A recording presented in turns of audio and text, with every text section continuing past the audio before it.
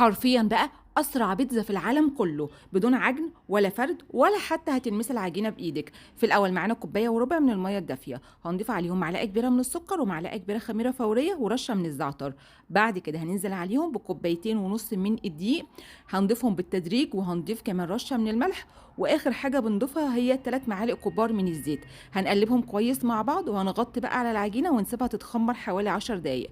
بالنسبه بقى للصلصه، عباره عن معلقه كبيره من الصلصه المعلبه، رشه من السكر، رشه من الملح، رشه من الفلفل الاسود، وشويه من الزعتر، وربع كوبايه من الميه. معانا بقى كده كسرولة فيها معلقتين كبار من الزيت، هننزل عليهم بفصين من الثوم وكمان الصلصه اللي احنا جهزناها، ويا دوبك بس كده تغلي معانا غلوه او غلوتين وكده الصلصه بقت جاهزه معانا. وبالنسبه بقى للحشوه، اي حاجه متوفره عندك. انا هنا استخدمت حشوه لحمه مفرومه. وطبعا العجينه بعد ما اتخمرت معانا هديها كده تقليبه وكده العجينه جاهزه. هضيفها بقى في صينيه دهناها بالزيت كويس جدا وهبدا اوزعها بالشكل ده.